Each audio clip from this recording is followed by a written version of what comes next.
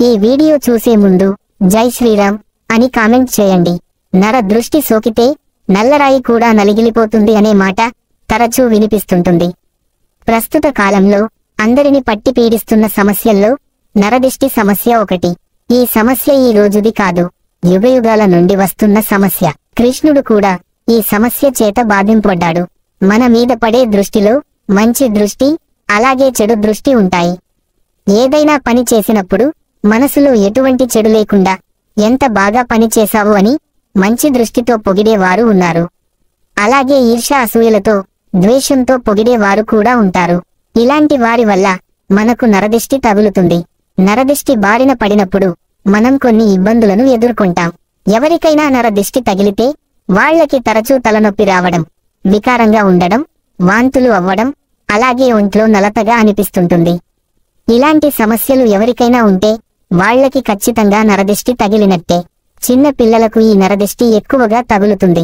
దృష్టి దోషం బారిన పడినప్పుడు చిన్న పిల్లల్లో ఎక్కువగా కడుపు నొప్పి రావడం, అకారణంగా ఏడ్వడం, బలహీనంగా అవ్వడం జరుగుతాయి. అలాగే కుటుంబంలో కలహాలు రావడం, సంపాదించిన డబ్బులు నిలబడకపోవడం, అనారోగ్య సమస్యలు తలెత్తడం జరుగుతాయి.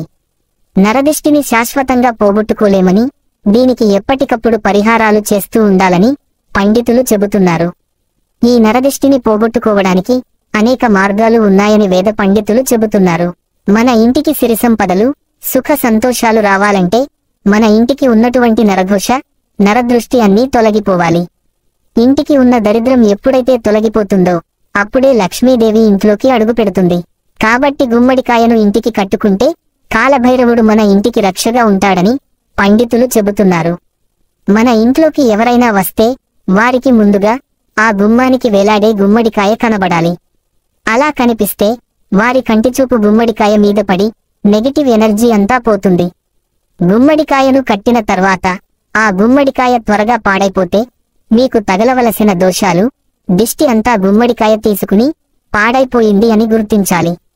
పాడైపోయిన గుమ్మడికాయను ఇంటి ముందు ఉంచుకోకుండా వెంటనే మార్చుకోవాలి. మీ ఇంట్లో కనుక దుష్టశక్తులు ఉంటే అర్ధరాత్రి సమయంలో మీకు అకస్మాత్తుగా మెలకువ వస్తుందట. ఇంట్లో ఎక్కడ చూసినా ఎక్కువగా సాలిగూళ్లు కనిపిస్తాయి. ఇంట్లో సాలిగూళ్లు ఉంటే వాటిని వెంటనే తీసేయండి. లేకపోతే మీ ఇంట్లో ఎల్లప్పుడూ డబ్బు కష్టాలే ఉంటాయి. అయితే మన హిందూ ధర్మంలో ఇంట్లో పాలు పొంగితే చాలా మంచి శకునంగా భావిస్తారు. కానీ మీ ఇంట్లో ఎల్లప్పుడూ పాలు పొంగిపోవడం, పాలు మాడిపోవడం, లేదా చేతిలో నుంచి కింద పడిపోవడం ఇలా జరిగితే మాత్రం ఇంట్లో ఖచ్చితంగా చెడు శక్తులు ఉన్నట్లే. అలాగే రాత్రి సమయంలో కుక్క అరుపులు వినిపిస్తే మీ ఇంట్లో నెగటివ్ ఎనర్జీ ఉందని అర్థం. సాయంత్రం సమయంలో ఇంట్లోకి దుష్ట శక్తులు చేరే అవకాశం ఉంది. నరదిష్టి తగిలిందని భావించగానే కొబ్బరికాయను తిప్పివేయడం, నిమ్మకాయ తిప్పివేయడం, గుమ్మడికాయ తిప్పివేయడం, ఉప్పు మరియు ఎండుమిరపకాయలు తిప్పివేయడం వంటివి చేయాలి. దిష్టి తగలడం అనేది మనుషులకు మాత్రమే కాకుండా మనం చేసే వృత్తి వ్యాపారాల మీద, పంటపొలాలు, అలాగే మన ఇళ్లపైన కూడా దిష్టి ప్రభావం చూపిస్తాయి.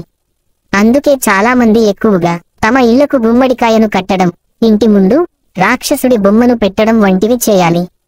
ప్రతిరోజు ఉదయం లేవగానే రాళ్ల ఉప్పును చూడండి. ఇలా రాళ్ల ఉప్పును చూడటం వల్ల మీ జీవితంలో అదృష్టం పెరిగి అష్టైశ్వర్యాలు కలుగుతాయి.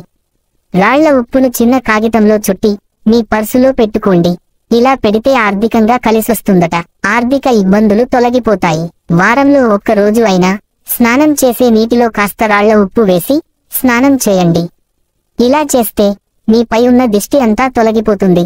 దిష్టి తీసిపడేసిన నిమ్మకాయలు, కొబ్బరికాయలు తొక్కితే ఏమవుతుంది అనే సందేహం చాలామందికి ఉంటుంది. దిష్టి తీసి పడేసిన వస్తువులు తొక్కితే అనారోగ్యం పాలవుతారని, అప్పటినుంచి అంతా చెడే జరుగుతుందని పండితులు అంటున్నారు. అందుకే రోడ్డుపైన ఎక్కడైనా సరే దిష్టి తీసినవి పడి ఉంటే వాటిని తొక్కకుండా జాగ్రత్త పడండి. ఇంట్లో ఎవరైనా ఎప్పుడూ ఏడుస్తూ ఉంటే వారి ఇంట్లో దరిద్ర దేవత తిష్ట వేసుకుని కూర్చుంటుందట.